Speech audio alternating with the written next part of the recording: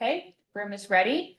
And we can call the meeting to order and then we won't do roll call. Well, or we can hear from Jen first. Jen, we have questions. Yes, I'm here. You want me to kick off, Marty, and then you can start the meeting? Is that how you do it? Yes, yes. So Jen, I'm just here kind of level setting that we do not, at executive committee, unfortunately, as of this morning, learned that we do not have quorum. Correct. By our understanding, in speaking with you, we are not able to take action on anything today. But we do, with the members present and online, we do have the opportunity to hear the items that are agendized without coming to consensus or full deliberation, correct? Correct. We can have the staff reports and announcements from staff. But the discussion should be not extensive whatsoever. So there can be clarifying questions, but that is all. So no deliberation and no extensive discussion of items.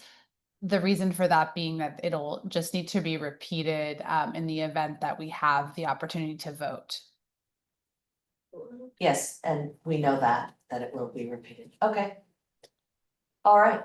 Anything else, Jen, before Vice Chair Medina picks us off? Well, do we need to go online? I think we are online. Nothing else from me. I'll monitor closely and let you know and jump in if there's anything that's concerning. Thank you. Okay, no action and a small chair report. Basically wanted to let.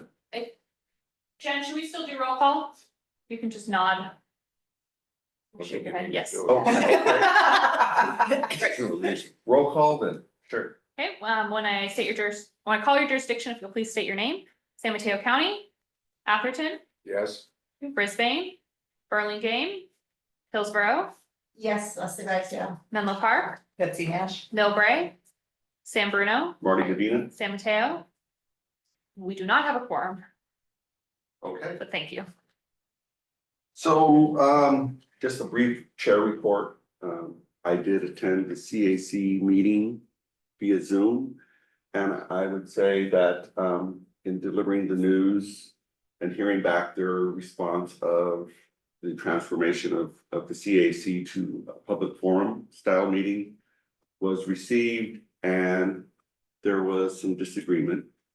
There was a vote, and the interest of the CAC is to have a public forum format and continue the CAC. So we will meet with the ad hoc committee to discuss that, and then it'll come back to the executive committee and then to the board.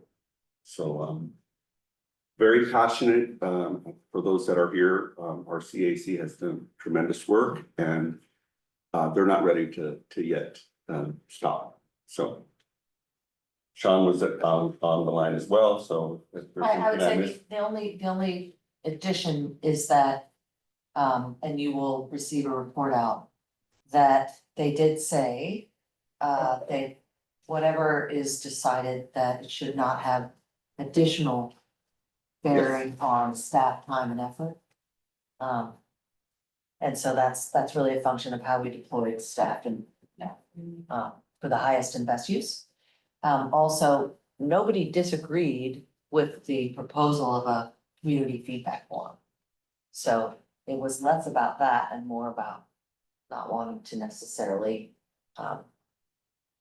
move out of this particular group. But other than that, ad hoc will meet again, I think is that scheduled for the end of the month, Brianna? I believe. And then bring it to executive committee in November. Can you say just succinctly exactly what the proposed change was? They no longer be appointed to a committee by the board?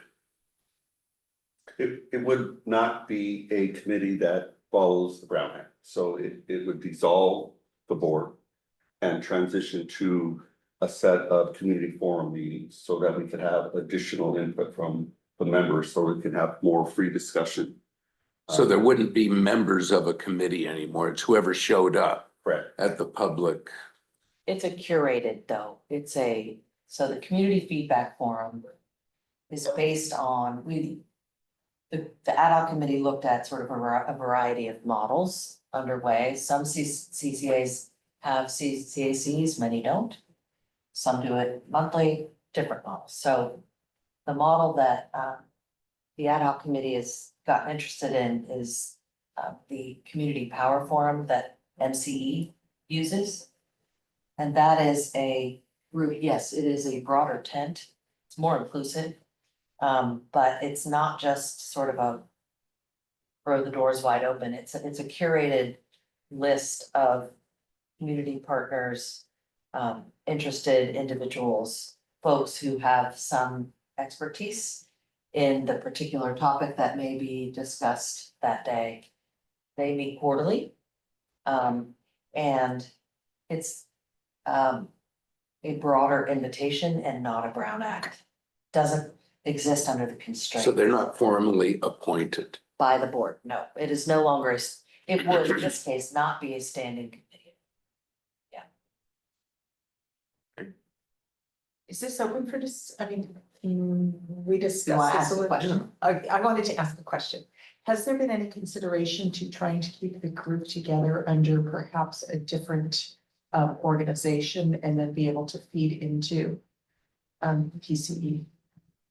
The consideration right now is that all of them, and I mean, I think you heard this. Right. All of them have been actively invited to continue on within the forum, to be a planning body, to really guide and influence the content of those community forum meetings. Some of the working groups of the CAC would remain in place. Sort of similar to the working groups that we have for procurement or marketing. So there are, and then of course, invitation for them to come to any executive committee or board meeting to, provide their feedback. Like any other member of the public Correct. could. Yeah, so there are definitely, this is not meant, it's meant to be an evolution, not we're cutting you off. It's, please join us in this bigger tent, as opposed to a very limited group or a limited point of view. And the reason for that is because of the amount of staff time dealing with the Brown Act Committee? Is that principally it? So there's that, and then there's the limitations of having a Brown Act type of committee is that people show up to a meeting and they get 2-3 minutes and that's it. And so a couple of the current members express the difficulty and the benefit of having it more open, so where they could have a discussion. So they could talk for more than 2 or 3 minutes? So there can And there actually can be be a a discussion on a dialogue. topic, Yeah. right? And breakout rooms. I mean, the concept for the community feedback forum is much more robust. If it is not in a Brown Act situation, because you can break out into little breakout, small group discussions, really work a problem. Come back together to come up with a recommendation. It allows for much more back and forth dialogue. It allows for, frankly, just a more inclusive other people, other voices, other organizations to come to the table, Other locations. other locations. It's not at night all the time. So the idea here really is to just broaden the tent and create a forum for more feedback. To clarify, discuss, also, in terms of evolution, we had these amazing community members who are experts in a lot of things, related to energy. And now we have these amazing experts on staff for PCE, so we would love their expertise in a broader forum, but it's less necessary now that we have that on staff.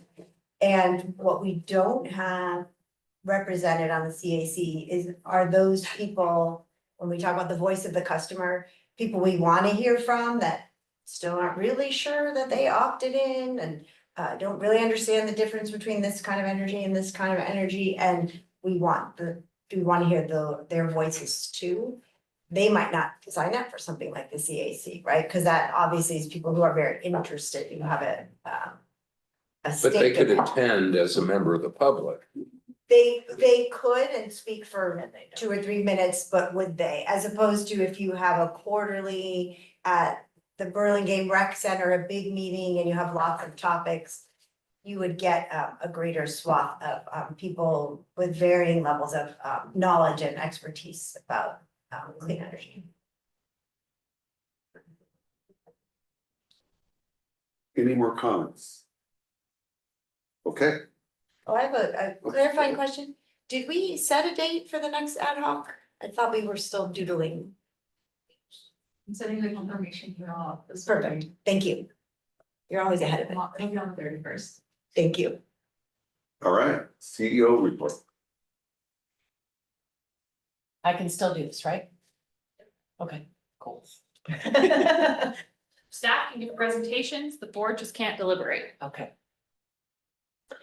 I did want to let you all know that no, not last week, but the week before, I attended the Cal CCA board retreat. It was very well done. It was down in Santa Cruz. We talked about a number of things, including, the themes continue to be affordability is the #1 issue in the state of California right now concerning energy. We talked about large load expansion and the impact of AI and other data center growth throughout the state. That is not something that we anticipate much of in our service territory at this time, including in the Central Valley. Do other CCAs anticipate Yes. much more? And that is, yes, they do. So for example, in Silicon Valley, in East Bay, Oakland, they're anticipating a much bigger load, and that is informed by the CEC, that goes through a whole process of taking a look at where they think large load will impact the state. So is that monitoring where these data centers are currently being Yes, built? that's right, or proposed to be built.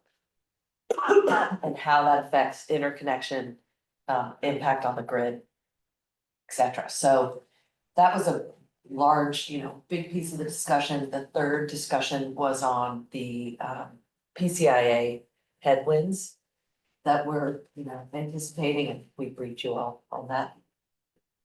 I will say that sitting around the table, it was a little distressing to hear how many CCAs are gonna have to raise their rates and be at a premium.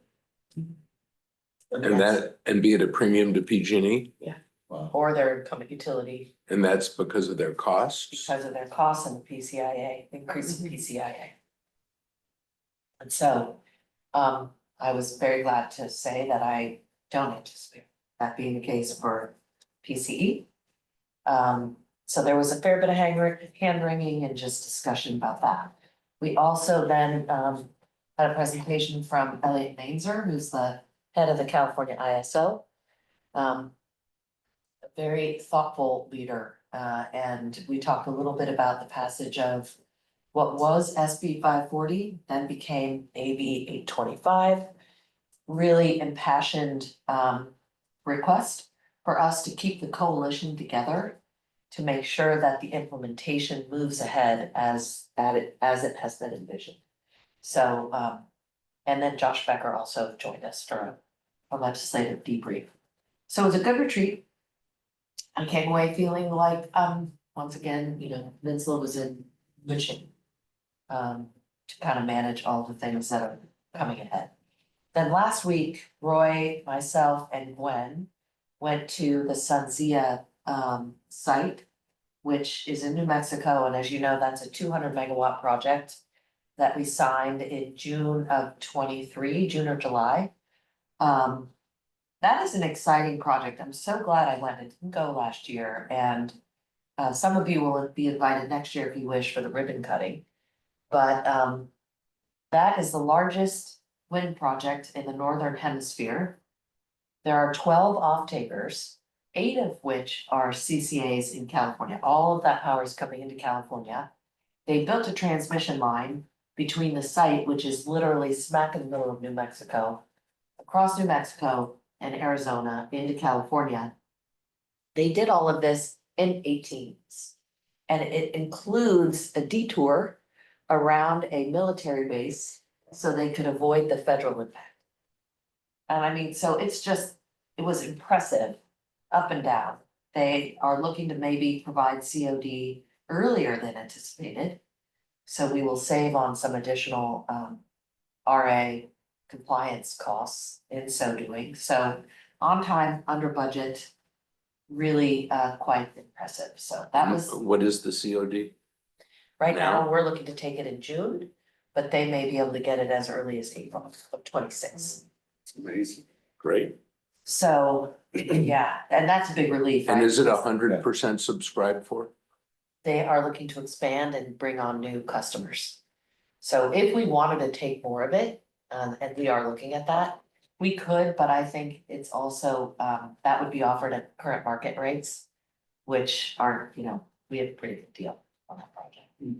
So, but it's 200 megawatts, so it's a fairly large piece of our portfolio, and it was good to go and literally kick the tires and say, wow, all right. They're literally coming up in the desert, so. All good there. Last week also, Nick did a prepaid briefing for new board members to make sure that they got a little bit of pre-orientation. So that hopefully we can move through this topic relatively quickly. We were gonna do a deep dive today, we'll have a little quick on it. And then the idea was to put it on consent at the board retreat. We'll see if we can do that now, sure. Is there anything else you wanted to say about the briefing? No, I think it was a good engaged discussion, an opportunity for new board members who didn't get to experience the learning last year. It was a good dialogue. We had, I think, 6 or 7 new board members, actually one current board member also who wanted a little more insight. So it was great, I thought. Thanks for doing it, Sure. does help. And the anticipation is that we're going to end up with less of a return than we got the first time, right? I mean, that was what your email indicated. Yes, we have a whole presentation on the topic, but yeah, the markets right now are not as strong today as we did last year, but there's still time. There's hope that they could rebound. So, but today it'd be a little less than it was a year ago. But also, we don't need to pull the trigger Yep. until the time is right, so we can wait. Yep. And we would. I think it's good to put it on consent. Yeah, let's get through that and People then, can ask questions if they have any questions. I mean, it's complicated, It's complicated. but you explain it very well. Thank you. you're a pro at it now. No, by now. Okay, next quick item, hopefully you saw all of this in the newsletter that went out. There was a press conference while I was in New Mexico. It went very well. It made the evening news, which is great.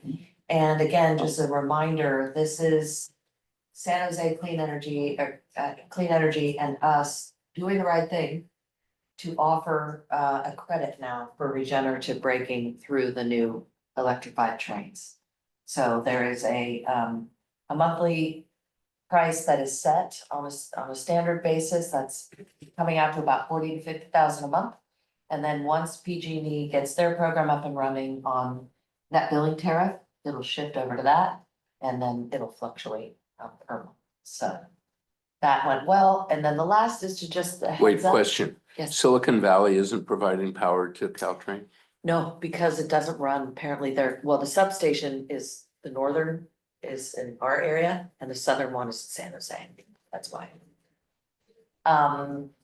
And then the portable battery program, I just want to let you all know there's movement on that.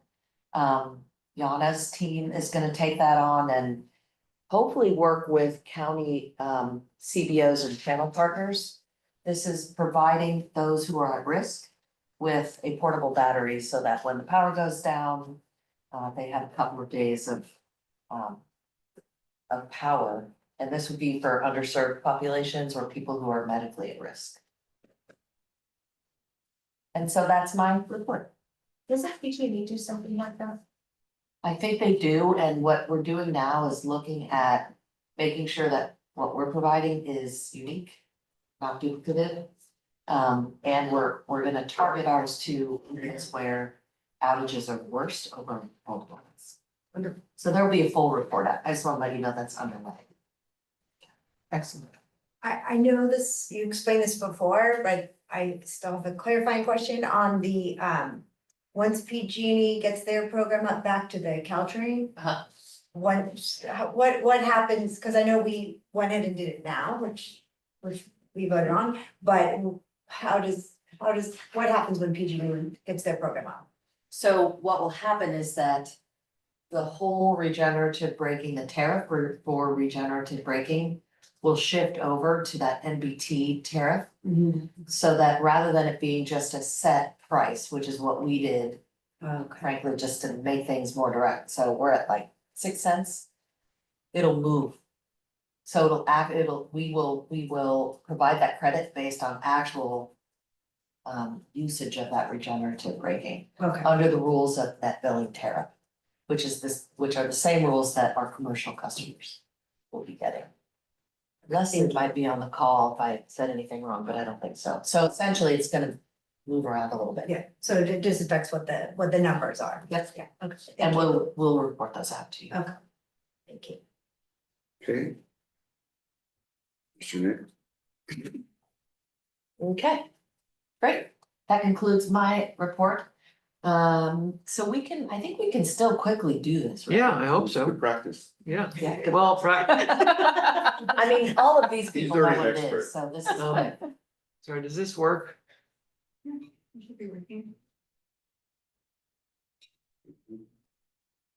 Okay, okay, great. So prepays, wanted to give everyone an update on what we've been doing on this topic. I'm guessing a lot of you haven't thought of prepays in a year since we did ours, so I'm gonna first level set everyone, remind people what it is, what we did. I'm actually, if you'll let me entertain you a little bit, I'm gonna go through some pages I did on the new board member conversation, which I think went well, and hopefully reminds people on how this all works. So just as a reminder, we did our first and only prepay last year, October 2024. Through that process, the CCCFA, which is the conduit agency, issued $960 million of bonds. We assigned 4 of our existing PPAs into the transaction, which represented about 25% of our load. That's an important number, 25%, because generally best practices, you don't want to prepay more than maybe 70 to 75% of your load. So we have the ability, if we so choose, to do more prepays, which is what we're here to talk about. To pat ourselves on the back a little bit, I think the transaction went very well. We generated savings of just north of 12%, which is about $5.7 million a year for the first 8 years of the transaction. It's money that can be returned to customers. Since we did our deal last year, there have been many more transactions. There's been 10 additional deals from our peer CCAs, all of which have generated savings of greater than 10%. And on the next page, I'll show you all those. Given the additional savings and the fact that we do have capacity to do more, we've been preparing for a second prepay transaction, probably of similar size, although that could be tweaked. We've engaged basically the same team. A few of them are on the call with me now, so if there are any questions that I can't answer, they're here. It's Doug Bird from Chapman and Cutler, who is our legal counsel, and Mike Berwanger from PFM, who's our financial advisor.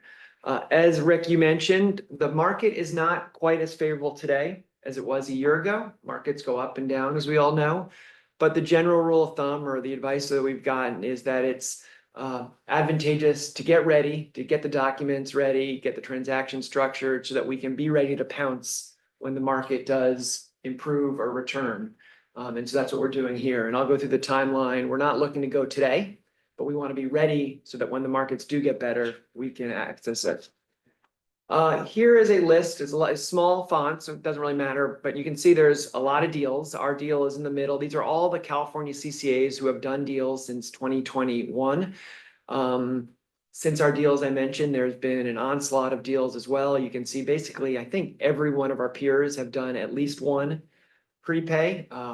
CPA has done 5, Ava's done 5, I think Marine Clean Energy's done 3. So this is a structure that a lot of our peers are repeating like ourselves. Here's a page, I lifted it exactly from the last transaction. And if you guys will entertain me, I'd like to walk through a couple slides that try and break down all the boxes here, because I realize it's complicated. I did this with the new board members and I think they appreciated it. So I thought you'll give me 5 or 10 minutes. The pages are in the appendix. So let me just quickly move to the appendix. But what I'm trying to do here is sort of break down how it works. What are all those boxes? And at the end, you'll see I sort of slowly add a box. And at the end, it looks like that sort of smorgasbord of boxes and arrows, but hopefully this will help explain why each of the boxes exists. So let's start with a traditional power purchase agreement, which we do every year. We enter into a PPA with an energy supplier, say Calpine or Ormat or Sunzia, where we agree to buy power for a certain amount of years. In this example, and I'm kind of using rough numbers that sort of approximate our deal, but don't focus too much on the numbers. But here where we would be buying 660,000 megawatt hours a year at a certain price, that's $60 million that we would pay the energy supplier. And in return, they would give us that power each year for the next 20 years. Normal deal, this should not be new. Now, what if we want to prepay for that power? We say, hey, rather than buying it every year and sending you the money each year, what if we give you all the money up front? Which people do in a variety of industries. They get sometimes a better deal because they're giving the value of cash. So if we were to do that, and the way math would work is instead of giving you 60 million a year for 30 years, we'll give you $1 billion up front. And there's math behind that $1 billion. It's basically the 60 million a year, and then discount that back to today's value. And in return, we'll give you $1 billion and you'll give us 660,000 megawatt hours a year for the next 30 years. We don't do that, but one could choose to do that. And so that's sort of a traditional prepay transaction. And you see that in a lot of other industries. The problem is we don't have $1 billion. I don't have $1 billion. You don't have $1 billion. But what we can do is we could go out and raise $1 billion of bonds from the tax exempt market. And so tax exempt markets, which all of you are on, local governments and municipalities and familiar with, very liquid and fluid market. We could go out and raise $1 billion from bond investors, think Franklin or Fidelity or Capital Research. They would give us $1 billion, which we could then in turn give to the prepaid supplier for the prepay. And then we'd have to obviously pay for the debt. It's not free. And so in this example, it's about $54 million a year for the interest and principal. Importantly, you may have noticed that 54 million is less than the 60 if we were to buy it every year. So there's savings there for this transaction. So that's something we could do. However, what if the prepay supplier who we're giving the $1 billion has nothing to do with the money? They don't want the money. They're just sitting on it. Maybe they could pay down debt or they don't know what to do with it. So what they could do is they could turn around and give it to a bank or give it to a financial institution who maybe needs the money. And so sort of adding a box here, you can see to the right. So we raise the $1 billion, we give it to the prepaid supplier as part of that prepay transaction. The prepaid supplier who's not in the interest of business of getting an extra $1 billion, they could turn around and loan it to someone who needs it. And so in this example, we call that a funding recipient, which is basically, it could be a bank in most examples, but it's someone who's a taxpayer, so taxable entity, and they need $1 billion because that's their business. That's what banks do. They borrow money and they turn around and lend it out to customers. And so in this example, there's an agreement between those two parties, basically a loan. $1 billion is loaned to the recipient. Recipient has to pay for that and gives the $60 million a year to the prepaid supplier. The next box I want to add is the conduit. Now, PCE, while we could technically issue $1 billion of debt, that's not the most efficient way to structure a transaction. And so a lot of municipalities issue debt through what's called a conduit. And here there is a conduit that was set up for the sole purpose of issuing prepaid debt. It's the CCCFA, which is the California Community Choice Financing Authority, I think. That was set up just for the sole purpose, and it's a more efficient way for entities to raise that same $1 billion of debt example that I used. Markets are very familiar with this structure. It makes it clear that it's not an obligation of PCE, so we like it. And the bond investors are very comfortable with this structure. So it kind of adds an extra box that maybe in most situations not needed, but it's just in a more efficient way to raise the $1 billion. The last step here is the assignment of the PPAs. I started out by saying we could enter into a contract to buy power from a party for 30 years. Well, what if we don't need that power anymore? We've already locked in all these PPAs with SunZia, with Calpine. We can basically assign those contracts, which we've already negotiated over the last 2, 3, 4 years, assign them to the prepay supplier, and then they can basically use that to prepay it back to us. So it's sort of the last, you don't have to do that, but it's an efficient way if we don't need any more power. We are basically already have enough power, and the purpose of this transaction isn't to go buy more power. It's to set up this whole structure. So this is the end boxes that I've tried to create. It's basically the same schematic that I showed you. So I'm going back to the page that I lifted from last year's presentation. That's here, but it's kind of breaks down why each of the boxes exist. And why each of the arrows. So hopefully a little helpful. So sometimes when you look at this page, you're like, I have no idea what's going on. There are a lot of arrows and boxes, and why do they even exist? But that hopefully explains it a little better. Any questions? Yes. So on one of the slides, you had funding recipient taxpayer. Yep. That confused me. I meant that funding recipient is an entity that's not tax exempt like us. So the key dynamic that makes all this work is it's all tax arbitrage. We're taking advantage of the difference between taxable rates, which are generally higher than tax exempt rates. We, because of who we are allowed to issue tax exempt rates, a valuable tool in our toolbox. And so we're basically taking that $1 billion and lending it to the party that's a taxable payer that would have to pay at a higher rate. And so that difference of, and I'll walk through an example in another couple pages, of 1% is where the value comes from, and how we're allowed to, why we're allowed to save some money on this transaction. So a bank, think of JP Morgan or Goldman Sachs, they are a taxpayer, and so they have to issue at that higher taxable rate, is what I meant. Does that make sense? Yes, thank you. I had a question at the beginning and at the end. So you're in the example of the traditional, it started with the 60 million and then it went down to the 54 million with the transaction. Is that a discount for prepay? Is that what that was? There's a lot of math behind it, but basically the gist is because of the tax exempt rates are so much lower. Mhm. There's that savings of 60 million versus 54 in this example, so it's about 10%. So I'm just sort of trying to do round numbers, and that's where the value comes from, sort of the being able to borrow at the lower rate, Mhm. which is lower than the discount rate I used to discount all the 60 million back to $1 billion. So it's complex math. I know that's not a great answer, but that's basically where the value is. So it's not that we're paying less for it. It's just because we're paying for it in advance. We are paying less for it. At the end of the day, instead of, if we were to never do a prepay transaction, we would pay, in my example, 60 million a year. Because of this situation where we're borrowing at a really low rate, we only have to pay 54 million. So that's 6 million of value of savings that we get to our customers Okay. and that's where the reason we go through all the schematics and the boxes, basically for that 10%, I'm using 10% round numbers, But the price that we're paying has lowered, or it's only because of, the price that we're in the PPA that we agreed to 2, 3, 4 years ago, that doesn't change. So That was my that party question. still gets the $60. okay, But we borrow it at a low rate, and so we only have to pay 54. And okay, that's $6 or $6 million of savings is what we're looking for. okay. And then at the very end, you said if we don't need all the energy, we can assign it. Can you just go over that again? Yeah, what I meant was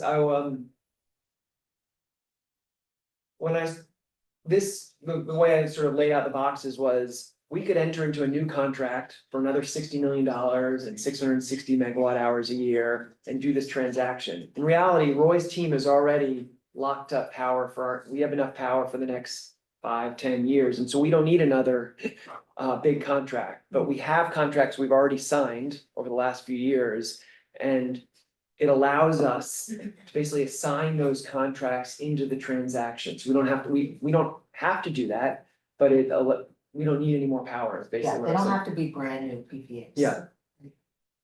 And the other thing that I think is worth pointing out again, which you said previously, if for some reason the deal fell apart, the risk that sits out there is that it would revert back to the original PPA price. So essentially, the risk on the table is that we just would not capture the savings. Right. But there's no further Yep. financial risk. And I think that's really the heart of the matter in terms of why it's also a value. It's essentially all upside.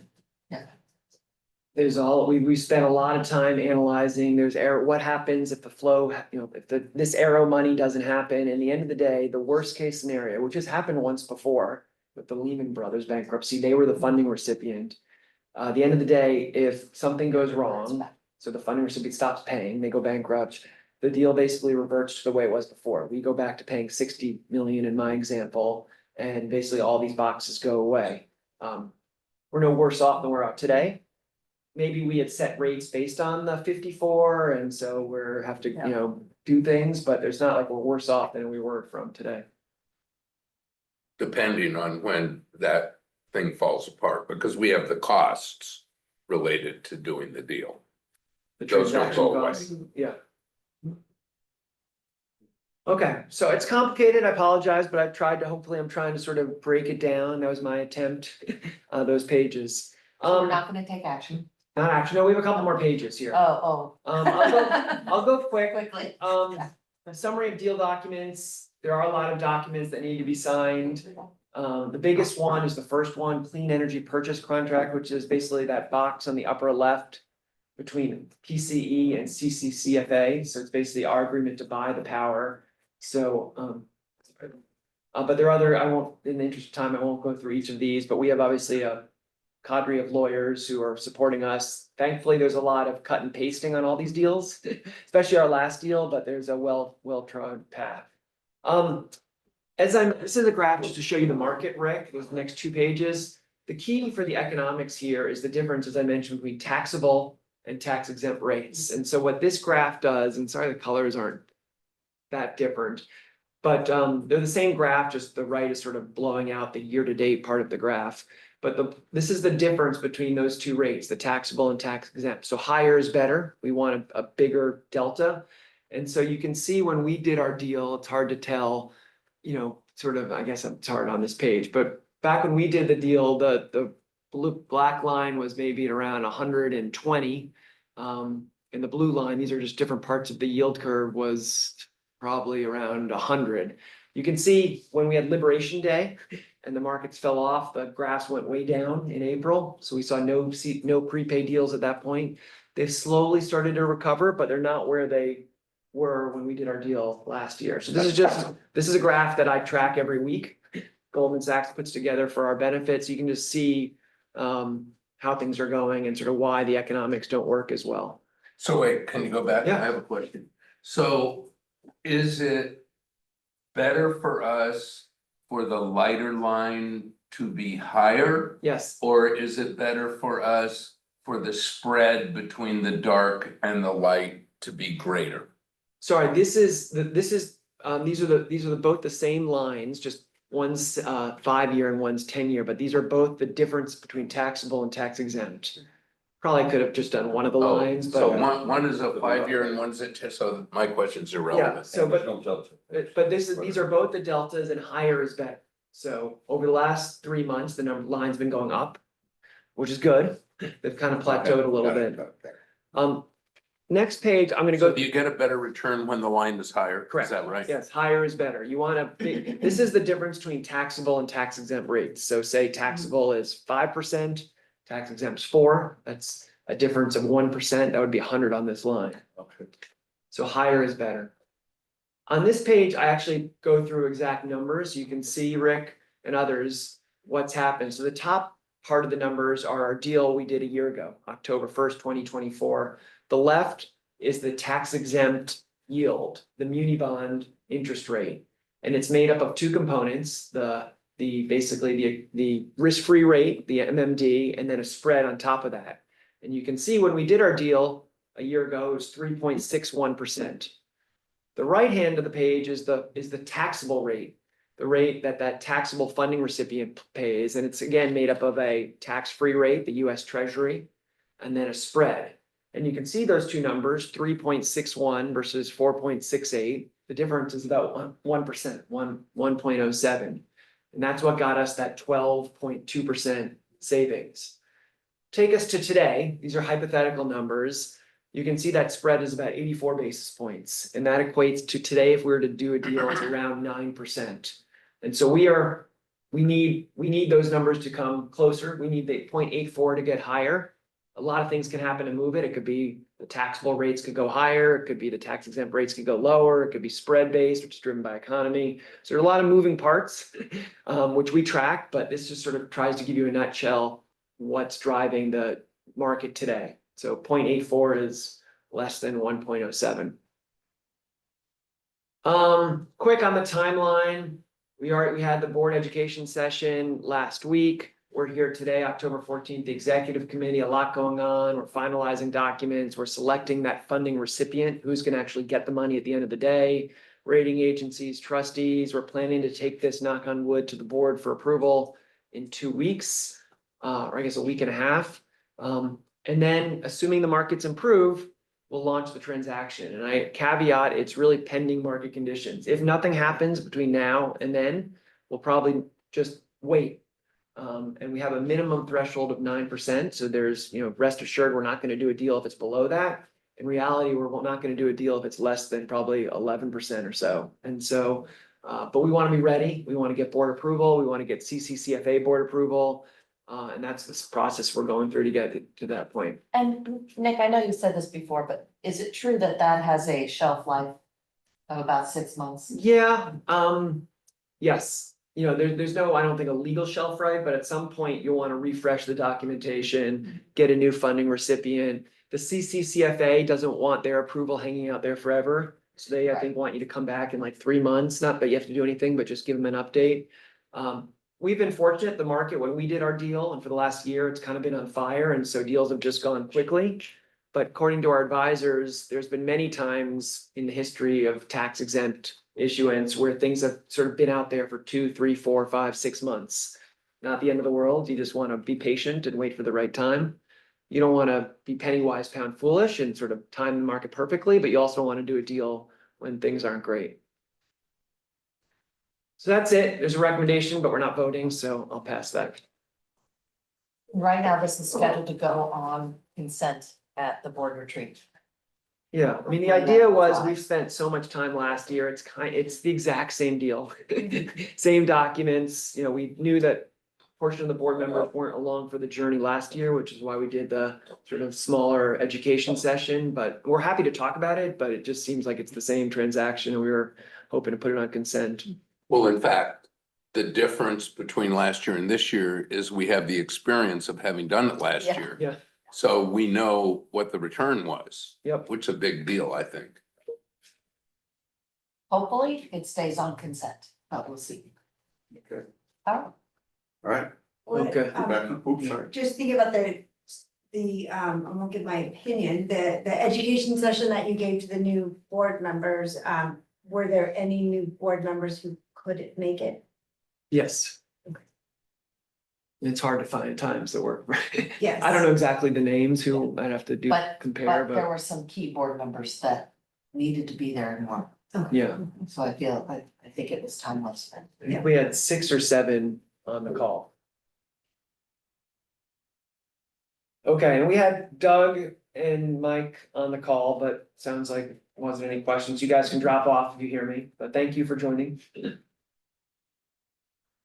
All right, Okay, thank you. next topic, should I just roll right into Keep on it? rolling.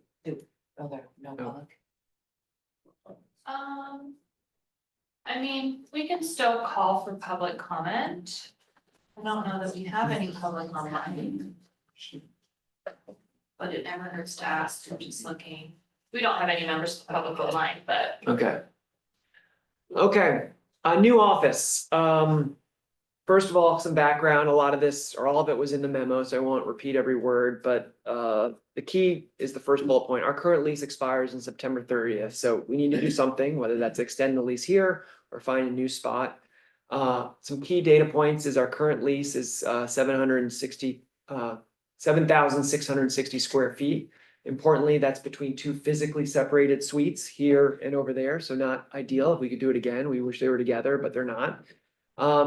We've had tremendous staff growth, not surprising. When we signed the lease in 2017, we had 17 employees. Today, we're at 64. We do have a hybrid work policy, but I will say that our staff regularly use the office. Several come in, myself included, several times, many come in several times a week. Whether that's for collaboration, meeting, obviously on board days, et cetera. So we need more space, which I'll get to in a second. To kick off this process, we formed a workplace of choice committee, members of various departments, and importantly, we engaged JLL to really support us. It's all new for us and help us along the journey. One thing that's been clear through this process, as we visited sites as well as sort of assess what our needs are, is there are some challenges with our current offices. The first one I mentioned is that as we've grown, there's really insufficient workstation availability here right now. When we have more than 20 people in the office, we just don't have enough room. There's not enough, importantly, there's not enough collaboration space. People like to work together. We only have 2 conference rooms. And then we've got the fragmented layout. We're in different locations. The boardroom is another big issue, which we've talked about. Hopefully you're all aware. It's modest in size. It's about 9,000 square feet. 900, excuse me. 900 square feet. Through, just looking at the size of our board of 25, I think it is, staff who attend, public, we think we need closer to maybe 1,250 to 1,500 square feet. The other challenge is we've got this big post right here in the middle, so not ideal. And it's just not a great setup. Physically, the other challenge is we're sort of on the southern edge of the county. And as a result, it's not really a sufficient or efficient place to get to for a lot of our staff and board members. And importantly, we're not near any public transportation. We have one bus that goes by here that, best we can tell, is mostly students to the school. And so for staff who want to take public transportation, it's not really an option. And for the public to attend meetings, not an option as well. And then finally, we do, even though we are hybrid, we do like to bring everyone together at least 4 times a year for our quarterly all-staff meetings. We used to be able to do that in this current office in Suite 150, but we've gotten to the point where we can't do that anymore. So we have to rent offsite location. That comes with costs, that comes with logistical burdens, and so not ideal. First thing we did is we met with JLL and discussed what do we need in an office. And so the first part is the size. So based on our current staff as well as forecasted staff, because again, we're going to enter into a 7-year lease. We need to look forward. You don't want to rent something and then be, too small in a couple of years. We determined we need about 9,000 to 10,000 square feet. That's based on about 35 workstations and 5 to 6 enclosed offices. And importantly, a lot more collaboration areas. So people, they want to get huddle rooms. So maybe not a full conference room, but a round table with 4 seats around them. So we want more of those type of spaces. That's really why people come into the office. They don't come in to sit at their cube or in their office. They want to get together. And so that's what we're looking for. As I mentioned, we really want a place that has a larger boardroom that allows for public participation in the hybrid format that we have. And we'd like space for the quarterly all-staff meetings that I mentioned. That would allow us to sort of bring it in-house. We could also have a space for community events, which we think would be a great addition. As far as location, as I mentioned, we'd ideally like to be we have to be in San Mateo County, but it'd be great to be sort of more centrally located for all constituents. And we'd like to be near public transportation, so that could give opportunities for staff who do want to take Caltrain or buses, the board, and then more inclusive for the public. And then we obviously want staff that want to come into the office. It's no surprise, they engaged staff is a productive staff, and so we surveyed them, we've talked to them a lot. We asked, what do they want in the office of the future? We've listed here the top 4 in rank orders. The first one is ample parking, which we actually have here. It's one of the benefits of our locations, but we want to continue that if we go somewhere else.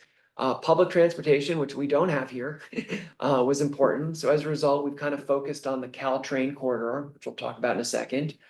Staff really want walkability to, we call it amenities, but that's, places to grab lunch, coffee shops. If you want to do some errands, whether that's a CVS or dry cleaner or meet someone for a drink after work. And so we, again, don't have that here. And so that sort of focused our search. And then staff want, a modern workspace with natural light, not surprising. So these are their preferences. With that information, we've been busy. We physically toured 16 offices across the county. We viewed a lot more online, so these are the only ones we actually saw, so which was fun. Sean came to most of them. It's fun to sort of shop. We had to window down that list, so we eliminated ones because they were too small or too big, too costly, which a lot of them are, not near public transportation, and then parking, as I mentioned, since that's really important for a lot of people.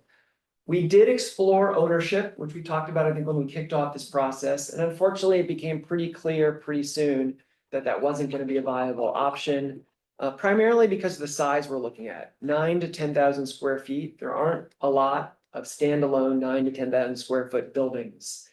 We could get a larger building, but then you're in the business of subleasing it, or you just have more space than you need, which comes with a cost. We did look at one that checked some boxes, but it ended up rejecting. It was in downtown Redwood City, primarily because of parking. They only had a handful of dedicated spots, and then for public overflow parking, there was like nothing there. And so, for a variety of reasons, we sort of started focusing on the lease options. Through all that, the 16 sites, we kind of narrowed down to the 3 finalists, which are mentioned in the memo. They're all somewhat in the same-ish area. First one, 520 South El Camino Real. It checked a lot of boxes, great location, but it's the costliest, not surprising. The second one is 1300, which was the lowest cost. So as CFO, I like that, but it really didn't satisfy a lot of the needs we were looking for. The location, it wasn't near sort of the amenities that employees want. It wasn't as close to public transportation. So that was dismissed, or at least was the reason it sort of fell off as the finalist. And then the final one, which you're all aware, is 400 South El Camino Real, which we think has the best balance of costs, location, and amenities. So just a little more detail on 400. There's a picture of it you can see. It's in great location, central location, downtown San Mateo. So easy access for those who want to drive between the 3 main arteries. It's also, I think, 2 or 3 blocks from Caltrain. So great location and a bullet stop. So for public transportation, and it's walkable to all the amenities that I talked about. So it's really primo location. It's a full floor, which has a lot of benefits. It provides flexibility. It's the 14th floor, although technically it's the 13th floor, but no one wants to be on the 13th floor. So it's not the top floor of this building, but it's got great views. And as I mentioned, it's a full floor. So it's going to give us the opportunity for a larger open boardroom, a lot more flexible collaboration spaces. We can have enough space to host all staff meetings as well as community events, training sessions, things like that. It's got ample parking, which is, as I mentioned, important. 18 dedicated slots, as well as there's public parking in the building and on the street. And then it's got access to EV chargers. And then it has the opportunity, we don't have to commit to it today, but to put exterior signage on the top of the building. So picture our logo or our name at the top of the building. We've already talked to marketing about it. It's cost competitive with other opportunities like billboards, but it would have that benefit of sort of your local utility and visibility in the community. So something we don't have to commit to today, but a great added option. Would it like replace the name that's presently there? I think that name is superimposed on that. I don't even know if that Oh. name is there. That's real. Is it? Yeah, that's really there. And don't know if that will. Yeah, that's the name of the landlord. So I'm guessing Oh. they're just no one else wanted it, so they put their name up there. Okay. But that's the idea. Is Yeah, that what that's you're the saying? idea, exactly. Oh, here are pictures, they fly in. So just to give you an idea what we're looking at, the upper left is the elevator bank. The middle is parking, I think that's the public side, so there's two parking, there's the tenant side, so you have like a pass you get in. But then for board members or overflow, there's the public parking and we could get vouchers or reimbursed for the public siding. There's good street parking as well. There's a little outdoor space, not great, but for stop to get together. And then there's an example of what the conference room and break room could look like. So a really nice building. It's not brand new, so that helps with the price, but it's nice. So just a quick summary of the key terms. It's a little north of 10,000 square feet, which is a little above what we were looking at, but you can't, it's hard to find perfect match. We're looking at some things a little smaller, some things a little bigger, so this is on the bigger side. The commencement date is October 1st, which could work out perfectly since our current lease expires on September 30th. However, I will caveat, and I mentioned this in the memo, that there's a chance that date gets pushed out a little bit. The current tenant, their lease expires on July 15th. And so that only leaves about 2.5 months to build out the space to our specs. We'll do our best to get all the permits and planning done so we can hopefully build it quickly, but we all know there's probably a chance that that could be pushed out. And so we may have to extend the lease here a month or two. We did put in place penalty payments if it extends past November 1st. So base rent of $6.50, and I'll explain on the next page how that compares to other alternatives, because that may mean nothing to you. It's a 7 years and 3-month term. Tenant improvement allowance, this is important. We negotiated this. Basically, the landlord is committed to spend up to $80 a square foot, which is $850,000 to build out the space to our liking. And so that was important. We negotiated that. I mentioned the parking and I mentioned the signage. So just on the economics, this compares the 400 to the other two finalists as well as our current office. You can see the first row is the size, so 10,562 square feet. It is a little bigger than the other options, as I mentioned.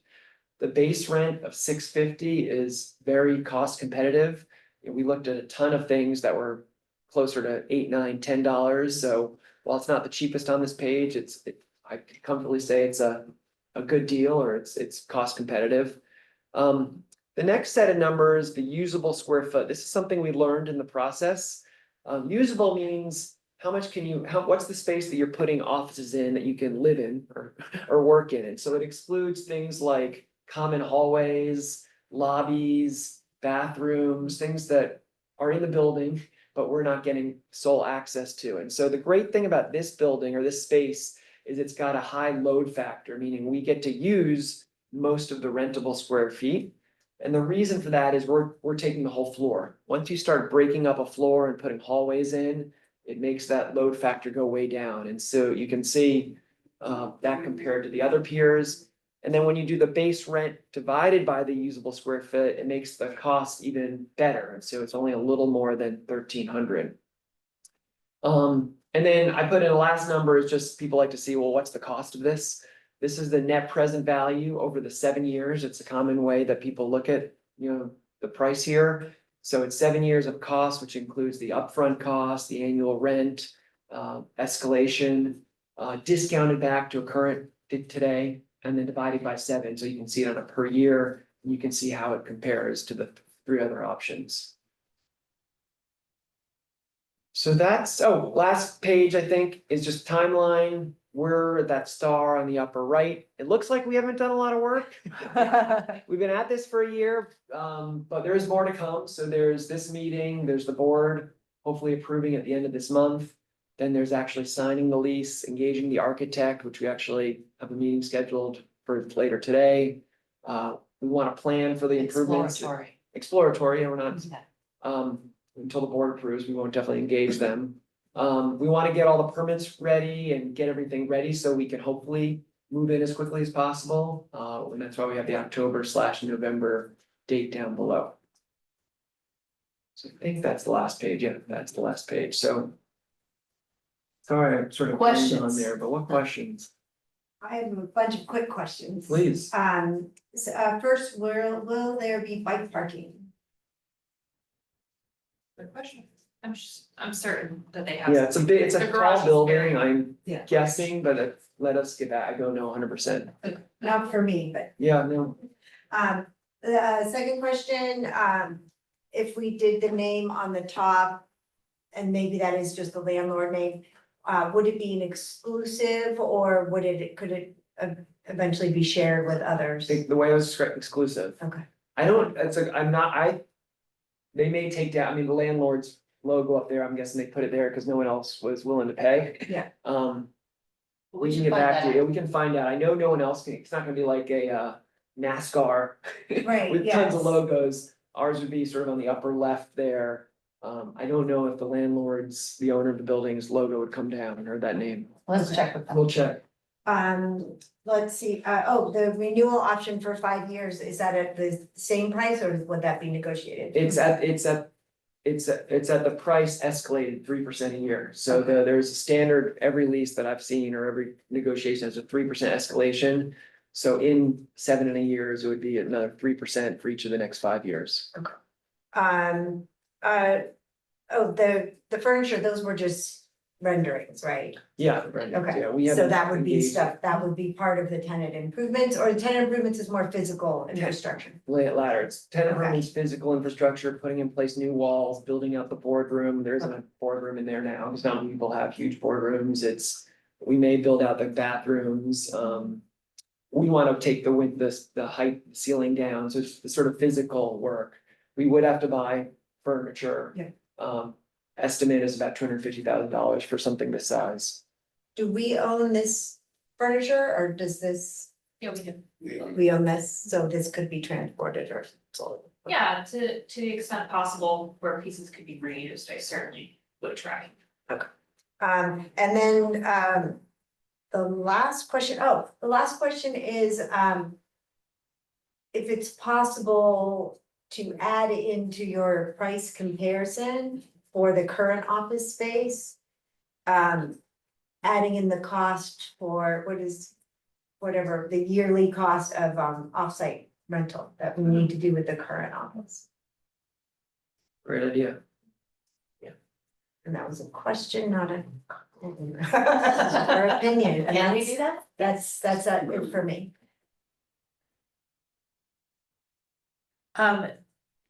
Tagging on the bike parking, e-bike charging would be great if there is a way to do that. That I would doubt is current, we could always put it in and maybe pay for it, but we can look into that. I will say the EV charging is less than ideal currently, they only have 6 EV chargers. We've told them obviously that's important to us, and so we're already talking to them about putting 10 more in. My guess is there's not a bike EV charging, but I can ask. I honestly don't know much about how to charge EV bikes. Is that a plug? I kind of thought it would just go like, Yeah. wall plug. All I know is one of our developers actually puts in special EV bike charging. I could find out more We'll check if with you're Philip. interested. Yeah, that's He'll know. interesting. Yeah. Yeah, we're already engaging Philip on the EV chargers, so we'll just We ask can add what in. that means and what that looks like for bikes. Sounds great.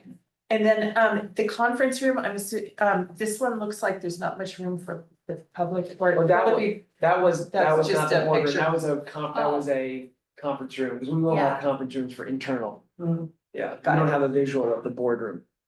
The conference rooms that were used in the photos are of a different floor, those spaces, because they actually don't even have photos of the floor that. So there will be we're looking plenty at. of public seating. Oh, yes, The boardroom will be very sufficient. yes, it will overflow into big seating areas, lots of options. And the other idea that we have for the community workspace or training room would be to include like heat pump water heaters, so actual appliances, so it becomes A showroom. a meeting room Yeah. and a showroom. Awesome. As well as our kitchen, stuff Yeah. like that, so it has multifunctional. The other thing that we haven't mentioned is that there would be much more adequate storage in the space. Right now, we have team members driving around with stuff in their trunks. And God bless them. Thank you. And Yes. some storage here, but not enough, so. For sure, it is bigger than we need at this present right now, but we feel like, given everything else, it's sort of worth the extra effort. That might have been deliberation, sorry. So the one thing I'm surprised at is since we rented this space, we've gone to be a remote company. And we're increasing the square footage by 50%. So I'm surprised that we need more square footage because we don't use the space we have here. Now, maybe we will because public transportation will enable people to come in. But we've had lots of discussions about how once we went remote, we've got people who don't want to come in. So I'm surprised at the increase. Can And I take that one? Yeah, please. I don't think it's increasing by 50. I think it is more, it's increasing by 25-ish. well, it's 10,000 So versus what is that? 11,000. So 30%. Yeah, yeah. So just to be clear about that. The other thing is that there are days here that you don't see where people are working in the kitchen. Because Because we're all every here. location is filled? Cause all the workspaces are filled. There's meetings happening in our conference rooms. There's people working out here and in the kitchen. Really? It's not every day, but for sure, there are Wednesdays. definitely, we're here once or twice a week. And usually on the same day, and that often happens, so you don't see it, but that's part of the problem here with the 76. And because it's a remote space as well, it's just not. That Yeah, it's not configuration- efficient, it that's for doesn't work. sure. But the other thing I think to say is that if we were to fully come back 5 days a week, let's say, we would need even more space, and we should figure out actually as a point of comparison, how much space would we actually need to accommodate the full team? Now, we have 26% that works out of the area. So you would take that off, but I think we should do that math, maybe for the board meeting. Yeah, I think you So we should. understand the differential, because this is not big enough to accommodate. Well, I everyone. think the fact that you've got people that need to work in the kitchen or out here when you're here, are people coming in 1 to 2 days a week? Is Yes. that the deal? And will that change with a new Oh. facility? Well, Nick would like to We see hope us so. I come mean, I in think, more. Yeah, the reason we are no, not the only reason, but we wanted to get staff's feedback and input, like what do you want to see in an office? What would entice you to come in? Because the hope is if we build a nice office that's in a downtown area, public transportation, they will be more enticed to come in. We're not changing our policy by any means, but we hoping, can't guarantee it, that there will be more in-office use. attendance. I know I will. Yeah. So, I can't speak for everyone. We've asked people, what would it take to come in? Public transportation. A lot of people live in the city who will be able to take Caltrain down. So that's the hope. If you build it, they will come. I will say, And a half mile, you don't think is a problem for people to walk? From now. Is it even a half mile from? Yeah, it's a half mile. Oh, it is? Yeah. I mean, it's pretty close. I mean, it's maybe not across the street, but I viewed it compared to other things, it's pretty close to Caltrain. the thing I don't wanna do is conflate the issue, and that's why, I mean.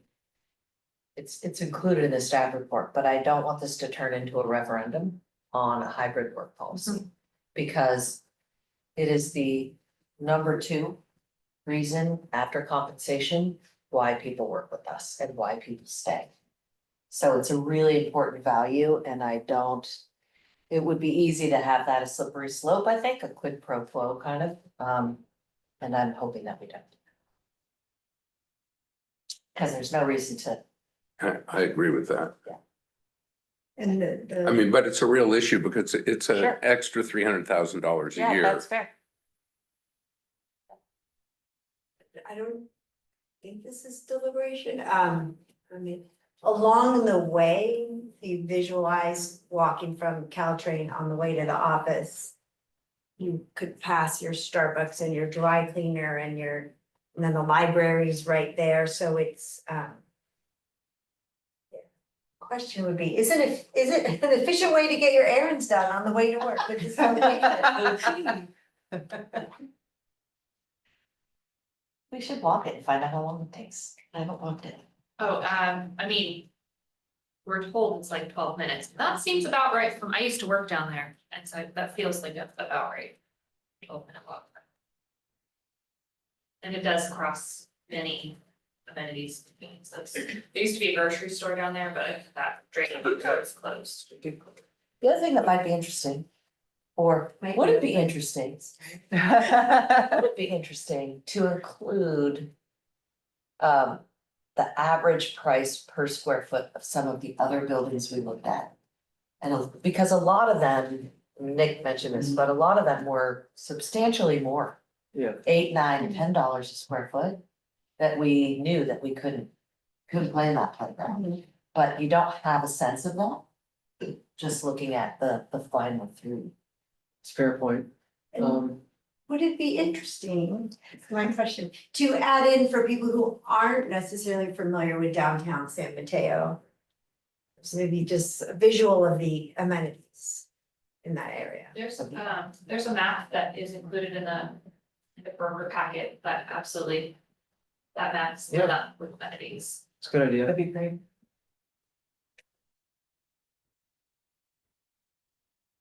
All right. Is there, I'm gonna pose a question. Are there other questions that we should, I've taken notes, but be prepared to respond to and include in the staff report for the board meeting? Anticipate anything that else that we should include? I will just question the $6,000 per month for sandwich cost. It just sort of jumped out at me, not that it was. I had strong feelings, but just that jumped out. It's a little superfluous actually to the issue. Yeah. It's an Yeah. option. so I thought it was maybe we nice, don't- and it was, it's an I think, option. 10 grand.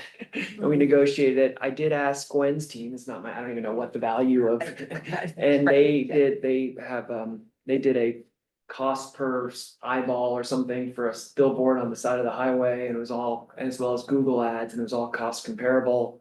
So it's not a great deal, but it's competitive. The benefits to me are sort of tangential of just the local presence. You look up at it, we're in the neighborhood or your local utility. I mean, granted, it's only San Mateo, but I I think, thought the visual was good. yeah, Sorry. it's, to me, it's not a leading reason why. yeah, we So can take it maybe out. leave it out. We can leave it It's out. optional. I don't know that I'd take it out. That would have been, If it you're would have been looking for- great if they would have included it in free, right? Right? You got a full floor, Right. but, that's all negotiable and it came from 10,000 down to Right. 6, I don't know. Yeah, I'm just saying that's what jumped out to me Yeah. when I was reading the staff report. And would it be possible, again, a question, to add it in, if we do include it in the staff report, that negotiation down from 10 and the comparison from Gwen, so the 6,000 doesn't stand out to some people as it might Yeah. have. Yes. Yeah. Yes, Okay, great. very good. Okay. One word. Is there any public comment?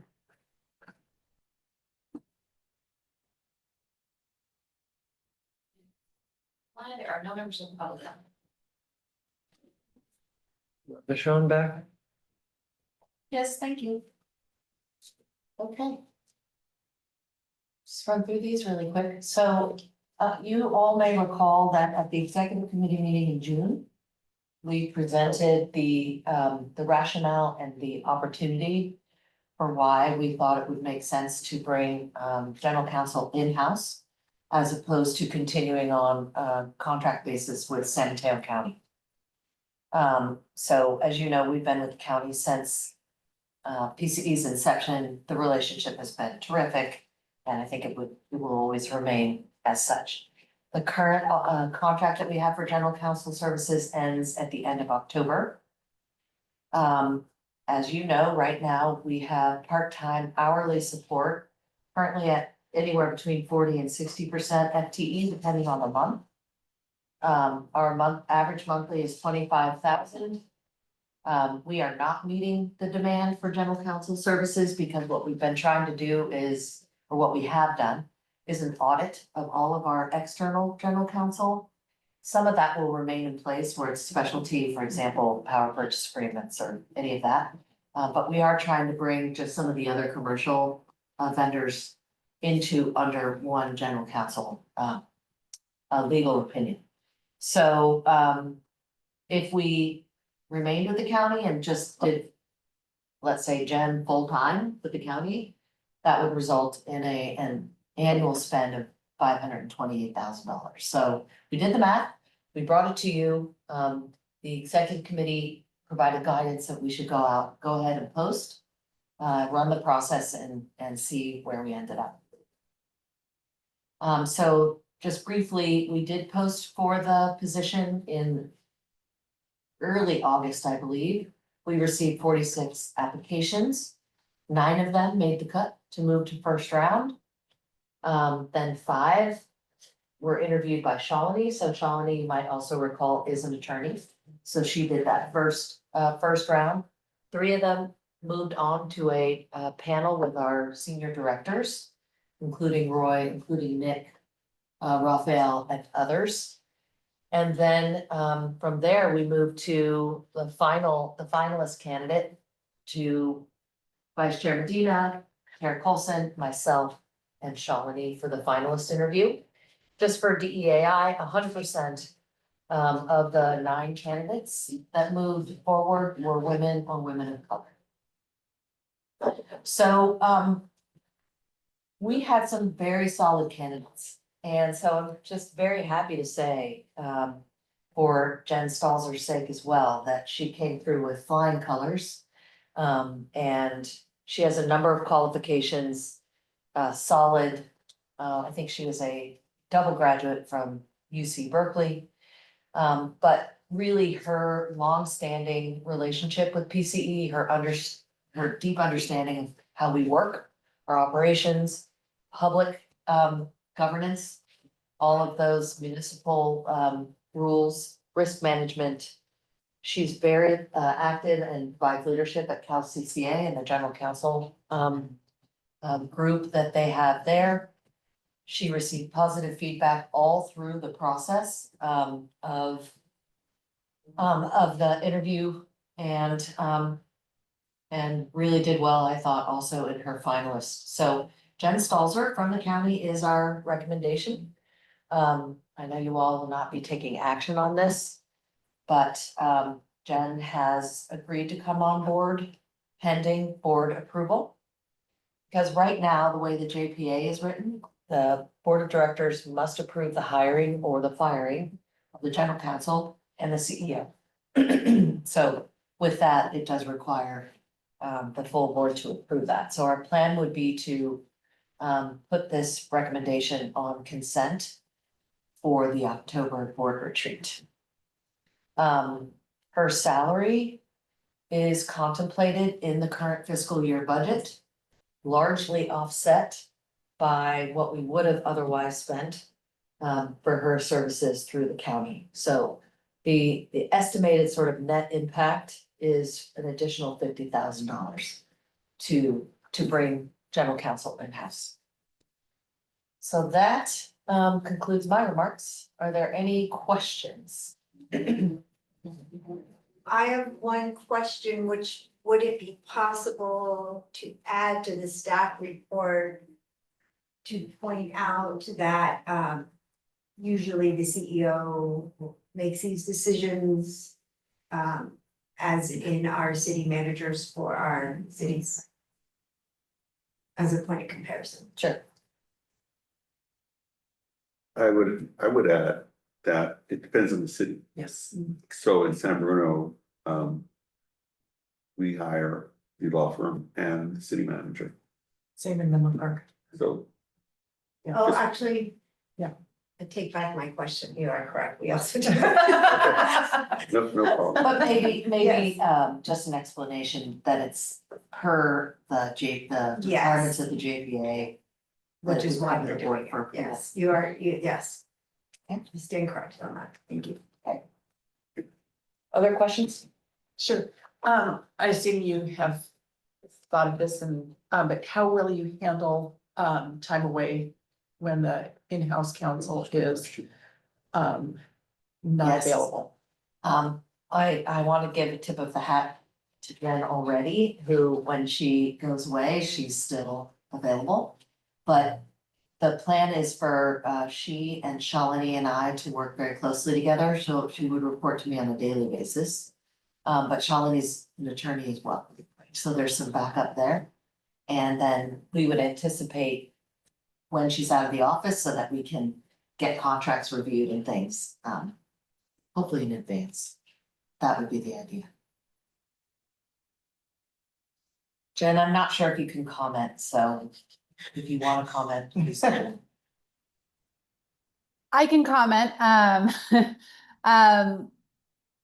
In terms of doing a review of appropriate backup services, that'll be something that if the board should approve the relationship, that we're gonna review thoroughly. We may end up having an additional contract for backup services for things like, this meeting, for example. But I do endorse what Sean said. I think that we can make it work regardless of that. And thank you, Jen. The county also remains available to us, so it's unlikely that we're gonna completely foreclose that contract. It's a good relationship. We anticipate that it will remain that way, so that remains an option.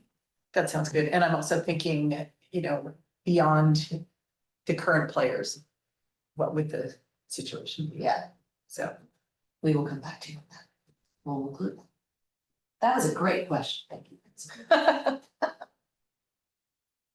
Any other questions on this item?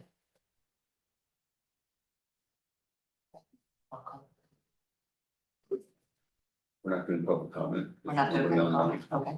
All right, and back to our star speaker today. No, well, this one I'm handing the reins over. I'm gonna introduce you to Kelly, who I believe you've met before when we were rolling out the energy risk policy. So Kelly's gonna take the lead on this item. I'm sure you all read the memo, but we are putting in place, I'd like to think, a first of kind for CCA's enterprise risk management program. So Kelly's been busy working on this for the last few months or several months. She's just gonna, this is this discussion item only, so there's no vote anyway, but really just wanted to bring the EC up to speed on what we're doing and importantly, what is more to come. And so you'll see this every year from now on out.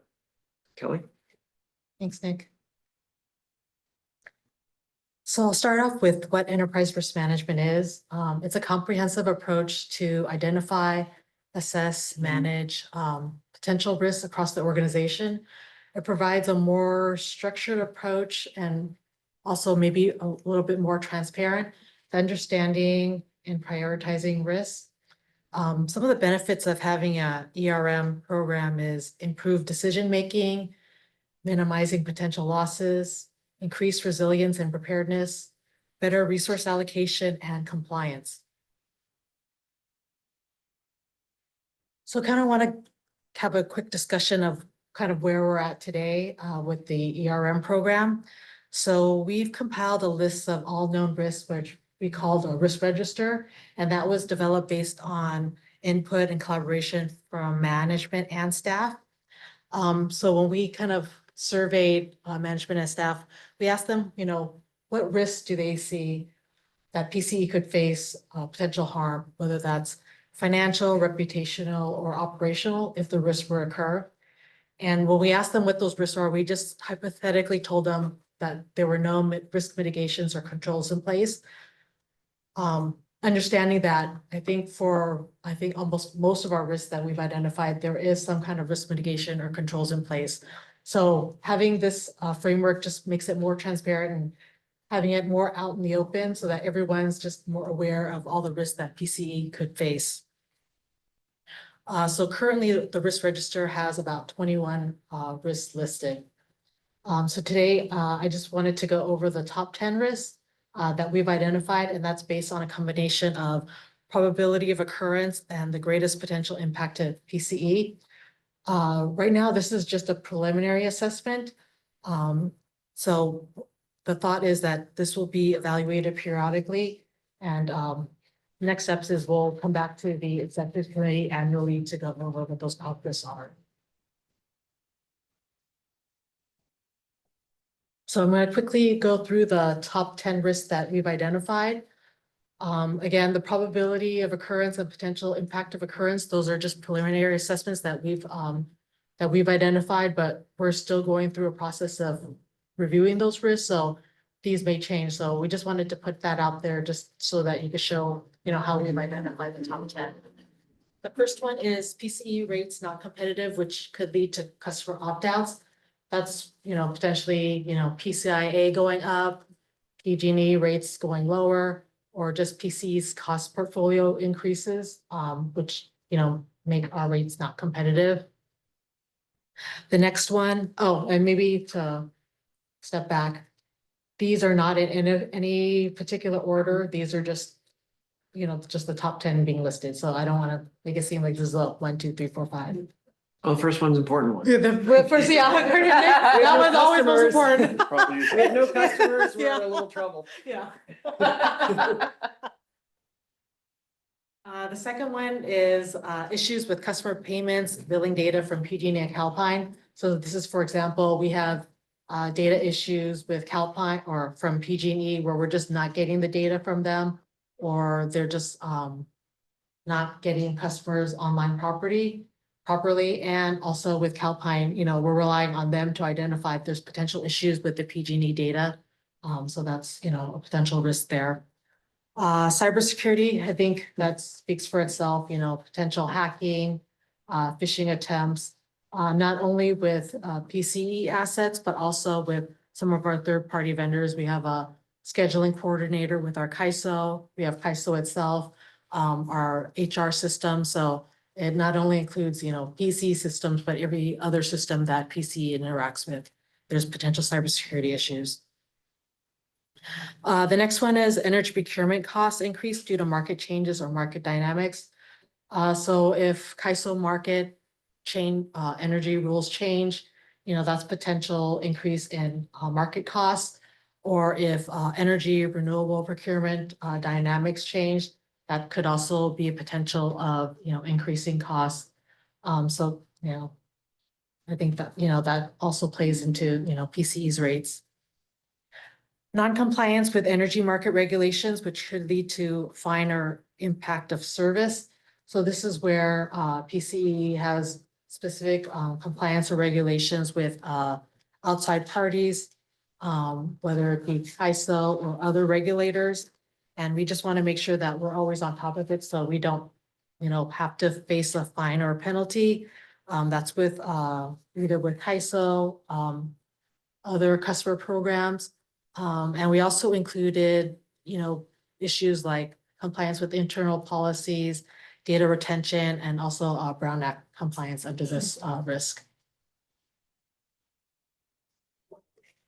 The next one we have is a change in political environment. So that's at the federal and state level. Not that that's happening. Yeah, so, so that's why it's high. Probability You see occurrence high, yeah. So I think we all know that is going on right now. So just a lot of uncertainty with how,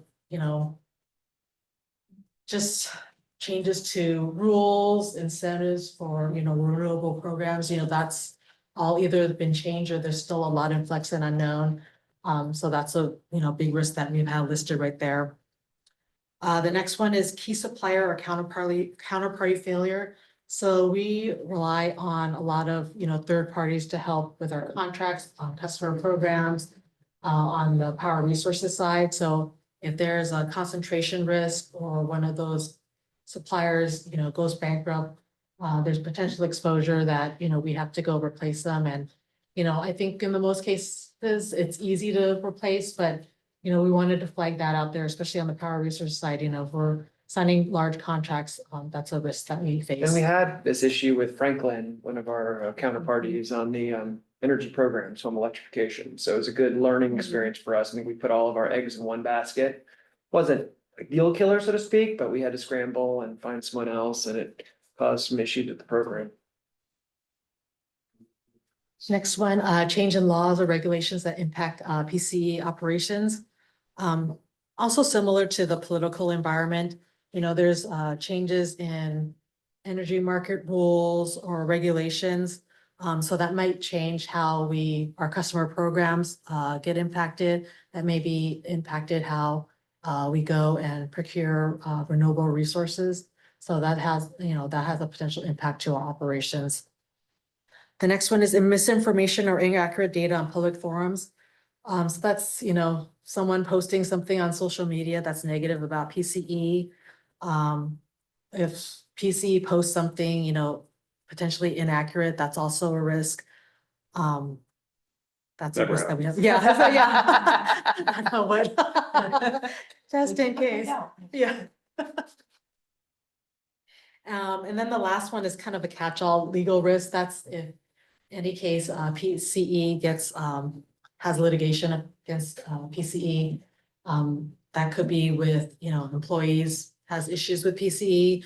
It could be any contractual issues, you know, some supplier or counterparty wants to sue. So that's kind of a big bucket for Good legal thing we have a risk. general counsel. Yeah, yeah, exactly. So that was our list of top 10 risks. Before we go into that, there's only one more page. Yeah, yeah. on Next steps, but this could be a good discussion launching point if people have any questions on the top 10. There was a lot of debate. There's no more art than science. We have in the appendix the other 11 that didn't make the top 10. But any questions on the top 10 and thoughts? I do. Great. Can we go back to the first 5? So I'm surprised at 2 things. Number one, I'm really surprised that cybersecurity potential impact of occurrence isn't high. We have over $300 million in the bank, right? Or, I mean, if there were a real cybersecurity problem that addressed our financial situation, I would think that there's a big risk there. Fair point. I mean, I'll caveat that all these are preliminary assessments. It's just a judgment. No, I it's a- totally get that. It's a judgment. I guess you could argue every company then has high risk. I guess our thought was we're probably low on the cyber threat versus like a PG&E that has physical op, but it could be Well, high. probably true, but much higher than the town of Atherton.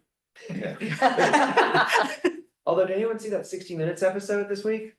It was about how the Chinese are hacking this, I think it was in Massachusetts, this water agency and this local agency, and it could poison. Anyway, I digress, but it was just funny. But anyway, I mean, cybersecurity is one of those big issues that Yes.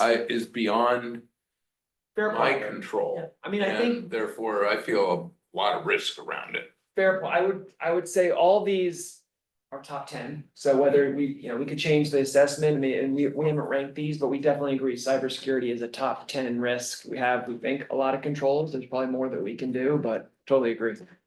I wanted to thank you, Rick, on that because we in San Bruno had an analysis and it was like the cost for prevention could get pretty expensive annually for cybersecurity. So at some point it would be interesting to see what we're doing and what those costs are. So That'll be the that's next later step. on. I mean, yeah. So the other one response I had was the last one on this page. The potential impact of a fine being high.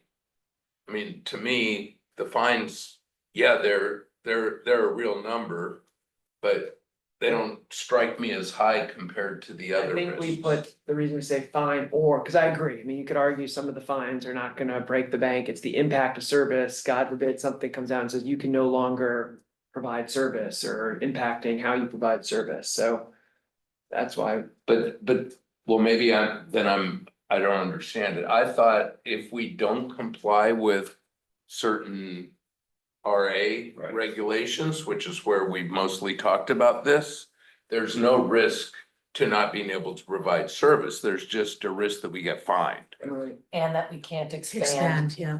So. And that it- we it can't shows that- expand. You're right. it Neither of shows which that- I think are, It I could think be, I think it could be both High. medium, actually. Yeah. It could be, I guess I totally agree, because we could debate whether the fine's worth the cost, and I could make a cost benefit analysis. Right. I was just thinking there could be, and who knows what they are, new regulations, or if we don't do, if we non-compliance with something that we just can't offer service, or. well, true, but there could be. There could. There could be a regulation, but this should be dealing with the regulations that exist. Yeah, okay. fair Because point. of course, there could be, I mean, there could be an end to democracy. No, you're right, that's a fair point. We could That's lower very that dark. from high to medium. It's not as dark as it was 2 years ago. That's a fair point. All right, Related question back to the cybersecurity, and I guess this kind of goes to all of them, for the probability of occurrence. Does that probability measurement take into account what we have in place to prevent it? No, No. not yet. and that's the thing. We talked about this Yeah. last week. There's a lot of controls. I mean, I would like to think that right now, if we assess based on our controls, these would all be low, because we think Mhm. we've got a lot of great controls, and there should be no red flags that you guys have for us raising this issue. This was meant to, if we didn't have, because when we go to the department heads and we say, what keeps you up at night? What are the big risks? And we'll say something, what about rates not being competitive, copped out? And everyone's like, yeah, but we've got this in control and this control, and we're trying to take that out of the equation and not have people be defensive. Like, what are just the things that could cause us huge harm? Right. That what we're gonna do next, and it's on the next page, we're gonna score all these and say what are our current controls? So cybersecurity, I think we've done a great job. Yeah. And are there any gaps? Should we be doing more? And what's the cost and benefit of doing more? So yes, these are all meant to be scored of no controls, just if we started up clean look. operation, a clean Yeah. look. Which is what Kelly said at the beginning, and Yes. Yeah. I should have remembered that, yes. No, but it's a good, Sean mentioned that even It's before. just a way too, I think, correct me if I'm wrong, to just take a, everything level set Yeah. at the floor. But we're at the floor, here's how it would come out, and then I think the next round will be to come back to you with our assessment of the controls, how that changes, red, green, yellow, right? Yep. Mhm. And then figure out where those gaps are. Exactly. And I think the question that I'll pose is, Kelly. Is this not planned to go, this is, I think, broadening the energy risk management policy that we just really went to town on last year and built out under Kelly's leadership. This is really taking the whole thing enterprise-wide, Yes. which is part of one of your goals for me, is to make sure that we're being a mature organization and looking at not only the good news, but the bad news. Yeah. And how we're making sure that we keep up with all of Yes, so that's a energy. So just there, we did the reverse order. We should have rolled out an enterprise risk management program first. What are all the things that could Yeah. cause significant financial harm? And we would have seen 2 highs on energy procurement costs. Those are both high. So what would your company do? Let's put in place an energy risk policy, Yeah. which we've already done. And so I would say after we have that policy implemented, all we're doing, those highs should be low now. We've got hedging, we've got proper, approval of contracts, we've got diversification through the energy policy. So I don't know why I'm looking at, so we should have done this first, but yes. Question, not a suggestion, would it be possible, thinking of, those children's books where you, lay, another page over, the original page to show the difference? So the first page would be what it is with no controls, and then you put that second page over And what and did it show the do? difference with the controls. That's Just interesting. a That'd be a visual. cool visual. Yeah, I like it. Brooke Okay. can help with that. Yeah, I think a lot of it, when you put this framework together, kind of having it up on a screen or seeing it in paper, it makes just people more aware. So as they're doing their daily job or entering a new project, they can say, oh yeah, we have this program. If I do this, do I need to have other controls or mitigations in place so that we're not at risk for anything? You wanna go to the next Yeah. steps, I guess? Yeah, and there's no decision on this. We just wanted to make the executive committee aware of what's going on. So right now, we're in the process of, there's a risk owner to identify for each of those top risks, and so they have kind of like a questionnaire that they'll be filling out to get their input, further input on each of those risks, including if there's any mitigations or controls currently in place. So that's in the process of being documented. So we'll document all those controls and then determine if there's any additional risk mitigations or controls that need to be implemented. So we'll come back to the executive committee annually with any updates on the risk controls currently in place, and then if there's any additional planned risk mitigation efforts. And then I think taking in the input, once those risk mitigations and controls are in place, what does that lower that risk down to? Yeah, one thing I'll say is we will revisit the risk registry and the top 10 periodically, because things come on and off, the new hot topic, cybersecurity probably wasn't on anyone's top 10 years ago. Now it obviously is, just to use an example.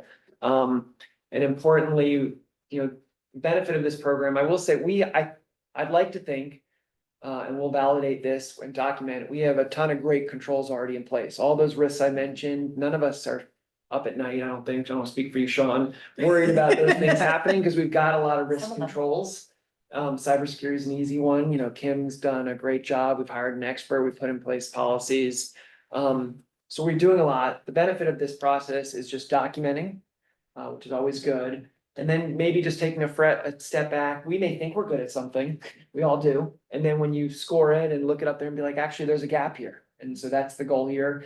Hopefully we find gaps, probably, I'm not saying I want to find gaps, but I think that would be a success of this program if we realize that maybe we thought we were doing better than we were in a certain area. So we will come back to the executive committee at least a year. We'll score all the risks, we'll recolor them, green, yellow, amber, red. And if there's any reds, that's where we'll discuss, we should do something else. I don't want to make up what it is.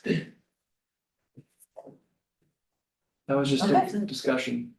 I just want to say, I'm once again so proud of this organization and how you are thinking through all these different angles. And this just seems like a really strong add to everything else that you're doing. Thank you. I had one question or topic of interest.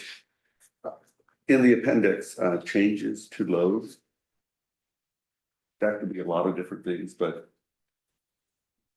we've heard of potential expansion, Yeah. which would be the change to the load, but it would be a specific separate topic. And until the board decides to go in that matter, I don't know, should it be in here as in our risk? Or is that kind of like cart before the horse? I think for the changes in load, we didn't look at expansion necessarily. We looked at if there was like a big data center or something that Sure. increased our load. I think it was more kind of regionalized or centralized, not necessarily just an expansion change the load. Or if, a big customer, opted out of PC, yeah. Now we've got extra It was- power, we gotta yeah. sell. Mhm. But I will say, when we're looking at expansion, I'd like to think we already think through the lens of risk management, because one of the concerns we have is expanding at the wrong time. Right. So it might sound sexy or exciting, but, procuring power for 25% more customers at the wrong time can lead to financial challenges. Okay, We're gonna be talking about that Yeah. next week. all right, fantastic. But yeah, the change the load, Just and you so you see, that's one I think we even debated being in the top Top, 10. yeah. That could be a situation where we were counting on serving a certain amount of load and all of a sudden customers opt out, whether it's We've resident. had that, and Yeah. it's been a hit financially. Or the flip side, when we add things like Caltrain, Mhm. we want to make sure we're doing it in a prudent method. We're not adding customers at the wrong time and having to go procure power at higher prices. Question, how does this come before the whole board? Is it one of those reports at the end of the agenda, sometimes that we don't discuss, or will this go before the whole board in some capacity? We weren't planning on it. We were kind of thinking of using the executive committee as a more intimate, smaller body. We could if there's interest. I but- think it's more appropriate executive committee, because really you guys are the operations focused standing committee of the board. We could, at your recommendation. Once we come back and we get the next round, if you recommend that we should bring it to the full board, we can do that. Or again, as a question, one of those updates at at the end of the agenda that we don't discuss, but the informational updates. Yeah. Is that what's contemplated? Do you know right now? No, we didn't. I think we just did, yeah, it was just. We could, I guess I get nervous doing an information item that sometimes they need context, you know, you see high risk something, all of a sudden board members could freak out. We're open, this is new, so we're open to anything. The thought was the executive committee was the better body to discuss this. We're not trying to hide anything, but we also want to be efficient with the board's time. We could add it to the agenda every year. Let's come back first. Yeah. And then Can't make any see what the, recommendations. see what the pleasure of the group is. Yes. Well, look at that. It's noon. Perfect. Can I get public comment on that last item, please? Quick call. Sure. There's nobody here, but we can. All right. Thank you, Jen Stalzer. And everybody who's on. Thank you very much. All right. Okay. Committee member reports. Anybody? I don't. None. Great, and we're adjourning. Oh, I will say I went, at the Cal Cities, there was a, tour, boat tour in, you ended up. I didn't get there. In, Long Beach, anyway, the topic was, offshore wind energy, and I didn't learn anything that you guys don't already know, but I did feel like I learned a lot, especially the, Audubon Society presented. And they said, you know, what's, climate change is a lot worse for the birds than windmills, and there are all sorts of ways to make the windmills not kill the birds, and, it was, yeah, it was very educational, the Audubon Society portion. Yeah, that's it. All right. We are done.